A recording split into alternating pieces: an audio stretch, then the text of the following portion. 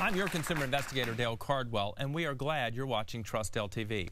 Just think, if it weren't for marriage, men would go through their entire lives thinking they had no faults at all. Okay, that was real bad. But some of the easiest jokes to tell are about marriage because so many people need to find humor in their difficult situations. With us today is attorney Lee Merriweather of the law offices of Merriweather and Tharp. Hey, Lee, how are you? I'm doing great. Thanks for having me. It's our pleasure. As I mentioned, divorce can be really tough, and people make light of it sometimes because it is such an agonizing situation. But sometimes they can be avoided. And how often do you guys counsel people and say, I think you can keep this together? We do it a lot. In fact, but divorce should be the last step. And often we'll talk to people and try to convince them to try counseling, sometimes financial counseling. We are strong believers that if a marriage is irretrievably broken, that we owe it to our potential clients to make sure that they've taken every step to stay married.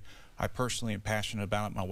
My wife and I have even started a podcast called Healthy Married Life. Oh, that's great. But if the marriage is not going to last, you have some do's and don'ts you can suggest. Absolutely. I have two main do's and one main don't. Because every case is different, it's difficult to give specifics. But in general, number one, if the marriage is at an end, it's very important to figure out what all your assets are, your liabilities, gather as much paperwork as possible to make sure you have a complete understanding of the marital estate, as well as an understanding of your total gross income and what ongoing everyday expenses you have. That's number one. Number two, come to the table with the right attitude. If you come in with a scorched earth, win at all possible odds attitude, the only winners are going to be the lawyers. It is best to work things out, especially if there are children involved, because you're going to have to be dealing with your spouse for the rest of your life when it comes to your children. The number one don't is do not play games.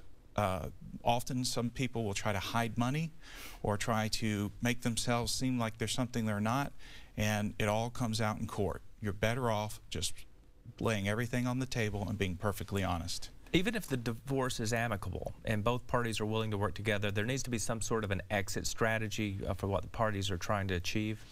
Yes, and we try to help them with that exit strategy. We do it in three ways. Number one, we give them the tools so they can talk to their spouse and work out an amicable agreement between the two of them. We tell them what are the main points they need to be concerned about. Number two, we make sure that whatever they do reach in an agreement is spelled out in the right way and something that they can follow through on. What people don't realize is even if you enter into an agreement, it becomes a court order, and if you violate that agreement, you can actually be held in contempt of court. And the third thing that we do is that we help, we don't just look at the exit strategy for tomorrow. We try to look a year, 2, 3, even 10 years out, depending on how old the children are. Even with so much at stake, I bet you get people saying, I need to do this cheaply. How often do you hear that, and what do you tell them? We hear it often. There's two things that we usually tell them. Number one is that they can save money on their divorce by working out as many things with their spouse as possible. When there are children involved, usually the best thing to do is work out what kind of parenting times each parent's going to have. The more they can work out, the better it is for their children and the better it is for their pocketbook. Number two, don't exclude your lawyers, because as I said earlier, the agreement that you enter into becomes a court order, so it's important to keep your lawyer in the process, even if you're trying to save money, because you don't want to enter into an agreement that could cause you problems years down the road. Give us at least one more good piece of advice on how someone should decide who to hire as their attorney. That's easy. The most important thing is to feel comfortable with your lawyer, and here's why. Because there will come a point in the divorce, especially if you haven't been able to settle it all along, that your lawyer is going to have to tell you something that you don't want to hear. And if you don't feel comfortable with their advice, you could make a huge mistake, and instead of settling the case because of your lawyer's advice, decide to go to trial and get a horrible result.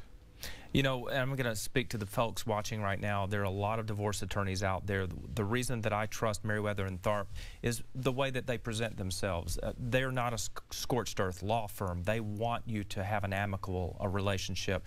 They're tough enough to be there when you need to be tough, but they want you to be a mature adult and get through this with as least little pain as possible.